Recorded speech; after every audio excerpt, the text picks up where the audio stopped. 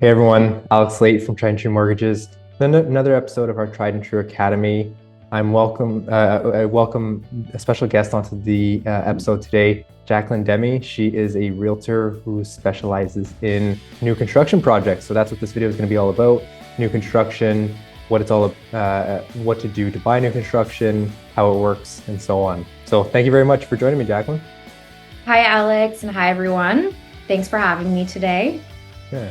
Tell us a little bit about your background in the industry and like I said, your specialty in the new construction area. Yeah, absolutely. So I work at a brokerage where we do a little bit of everything, but we Hmm. do specialize in pre-construction projects, Hmm. and we work really closely like with developers on helping them to like launch the projects. So it is kind of like a niche, specialized area that I work in. Very cool, very cool. So I'll jump right into the questions then, just for the viewers. This will be a really instructive video, guys. So feel free to jump to different parts of the video because I think there's going to be a lot of good tips in here. First, what are new construction projects? And if I want to buy one, like, how do I even go about buying a new construction project?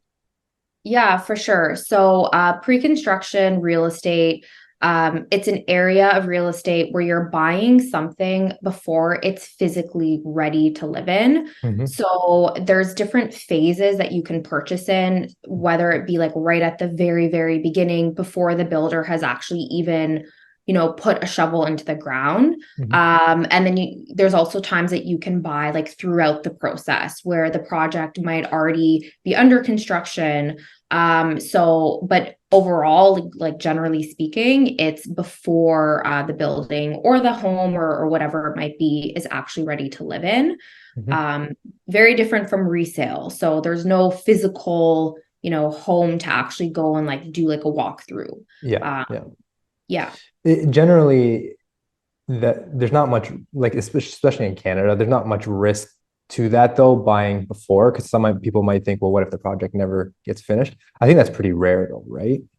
Yeah, it actually is very rare. I Yeah. know, the media and the news does always highlight projects that, sometimes like there are things that do fall through, and we Hmm. saw a lot of that happening post-pandemic.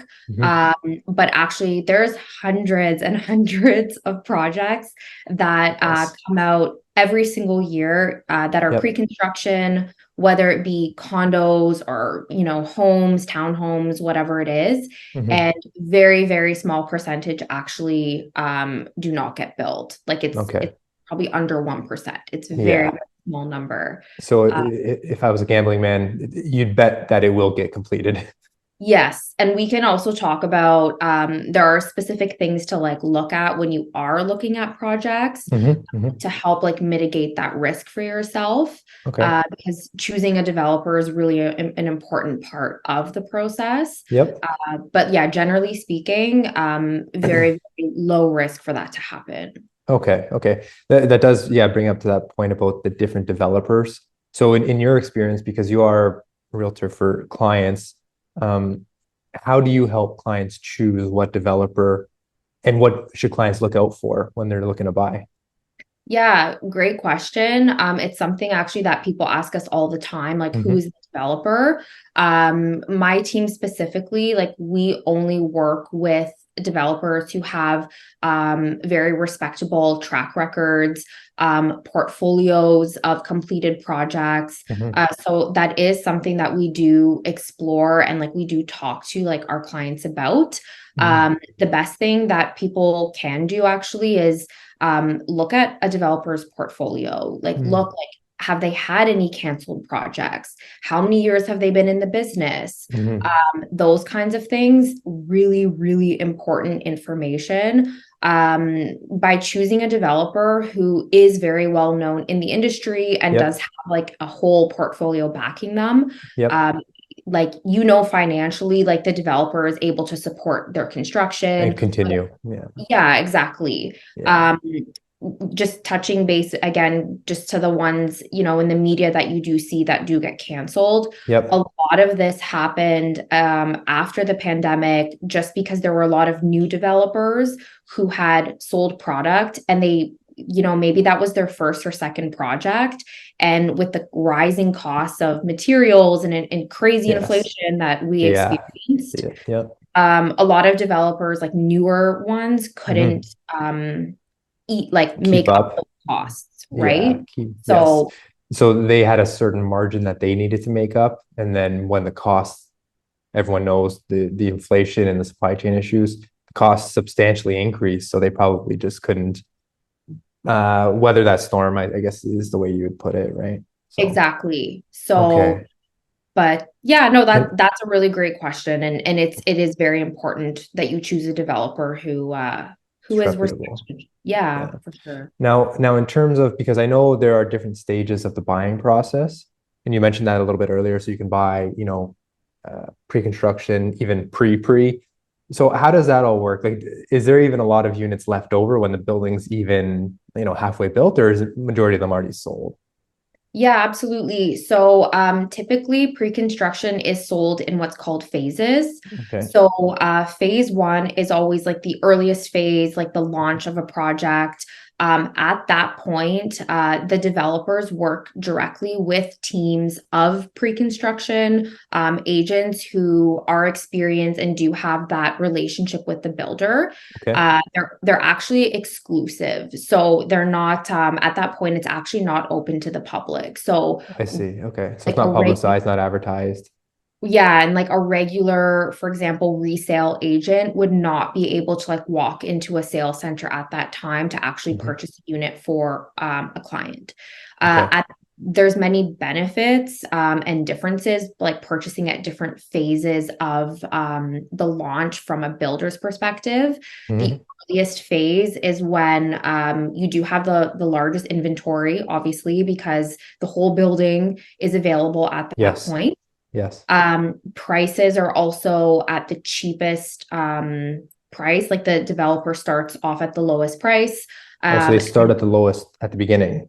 Correct. Oh, Yes. okay. So Yep. the actual cheapest price per square foot is available in phase one. Hmm. And then there's always incentives as well that are included also in the purchase. Okay. Um, and then as you do move through the phases, Hmm. those things change. So price point can go up like from one phase to the next. Okay. Deposit structures can change, incentives change. Yes. So there are a lot of advantages from buying earlier. Hmm. Um, that's not to say like buying later is a bad thing because again, sometimes the deposit changes and they make it more attractive later on. Hmm. But the public actually doesn't usually have access to like walk into a sales center Yeah. until like usually like the third or the fourth stage. Wow. So Yeah. how do you get access to first and second stage, say? Like if I wanted to So get access in those best prices, is it even possible, or do I have to buy previously with them? yeah, so it honestly is like working with a pre-construction agent or a Hmm. pre-construction team. Okay. So again, like certain teams have exclusivity or have access earlier on in the process with the Hmm. developers. Yep. So it really is it's kind of like a network thing. Yeah, yeah, Uh, yeah. but from like a buyer's perspective, you just want to be in line with someone who has that relationship with the developers. Sure. Which makes sense, right? Which is probably the reason you do want to work with somebody who's in that specific niche, especially, right? Because there's a lot of obviously realtors that do different types of properties, commercial, residential. For sure. But new construction niche, I think it's super important to work with somebody like yourself. So Yeah, very cool. absolutely. And Now, in any of those stages, there is some sort of deposit that you have to put down. So how does that deposit structure work for the people who don't may not know how deposits are sort of time lapse. They're over time put in. yeah, for sure. So deposit structures, they always vary, they always change from Hmm. project to project. We see all kinds of different deposit structures, but they're always based off of the purchase price of the unit. So Okay. Yep. for example, there might be a project advertised 15% down prior to actually getting the unit. Okay. And then the builder will have you on like a set deposit structure with like dates of when Hmm. those increments would be due. And again, it's always based off of the purchase price of the unit. Okay, so if it's a $500,000 unit, you got to put, let's say, 10% deposit down. You put, 50,000 down by a certain date, essentially. Correct. Yeah, Okay. and Okay. we could talk about deposit structures forever. Yeah, sure. They really, really do vary from project to project. Like every single one is unique. Hmm. We see deposit structures like 5% down, we have Hmm. 10%, 15%, and they're all over different timelines as well. So it's in a buyer's advantage because you can compare project to project to see like what kind of deposit structure works with my budget. Sure. What kind of So expenses, all of that, right? yeah, so it's there really is different deposit structures for everything. So Okay. Okay. yeah. That I think that's definitely helpful. And I know that people just need to know that you do need probably a deposit when you sign and then deposits throughout the process, right? Yeah, and some of them too, like, a lot of first-time home buyers, for example, Hmm. like it's to their advantage. People still saving money for their deposits. Um, Yes. you might owe 5% in the first year, and then you might not owe another 5% till the next year. So Perfect. Yeah. again, it can be really, really great for people in that kind of position who are still trying to save. Absolutely. No, that is a great point that you just brought up. Being able to save. So essentially what you're saying is if you don't have all the money up front, you can save over the certain amount of time. That brings me into another question I was going to ask is what do you normally see for construction times? If I buy today, what are we looking at? 2, 3, 4 years normally? What would you say? Yeah, so I would say most projects that come out and like right at phase one, you're Hmm. looking at least a 2 to 3 year timeline Okay. for, I would say, most projects. Mhm. But it really, really does vary on the building or the product itself. Sure. So with condos, you have all different kinds of sizes. So like something boutique that's maybe under like 10 stories could maybe be like a 2.5 year timeline. High rises could be, we have stuff that's we're selling now that's not going to be ready till 2030. So like Okay. Wow. Yeah. there's a huge variance there. The other thing too would be what phase you're buying in, because there Hmm. could be a project that's already well under construction, and you could physically see it being built, but Yep. it's still going to be a year away. Okay. So I know it's not a straight answer. No, it's Um, true. Yeah, no, and that's why I was asking it, right? If I don't think there is a specific formula or answer, and not only that, but a larger building obviously is going to take longer, but then you might also just have delays from supply chain issue from COVID. So I think that's Absolutely. sort of just to get a better idea, and I think that definitely helps. So for sure. But yeah, Now, it's go ahead. cool because you can kind of fit any timeline, right? Like when we have Mm, clients that come to us and say, I want Oakville, I want this timeline and this deposit structure. mhm. It's a cool, like, there's more than one option available for Yes, people. like puzzle pieces, So you're putting it all together. yeah, exactly. So Very cool. yeah, timelines vary. Now that I guess that that would bring me into another question, which is at the end when you are finally closing, the time has come. Are there any fees or what should people look out for at that time? When do they have to have their mortgage ready by? What should they know? Yeah, absolutely. So, that's a great question. A lot of people ask that. So, when you buy pre-construction, you're not actually assuming a mortgage and actually financing your unit until you actually close or like take title of the unit. So, if Hmm. you're buying today and it's, say it's ready in 2025, you are not mortgaging to that time. Um, fees for pre-construction, it's actually very similar to resale. Okay. You're going to always still have your land transfer tax. Hmm. You're going to have your lawyer closing fee. The main difference with the pre-construction is there is something that's called a development charge. Okay. That is something specific to pre-construction. It's a charge that the developer actually receives from the city that they get on the Okay. final closing. So Okay. that is an extra cost that you do not see in the resale market.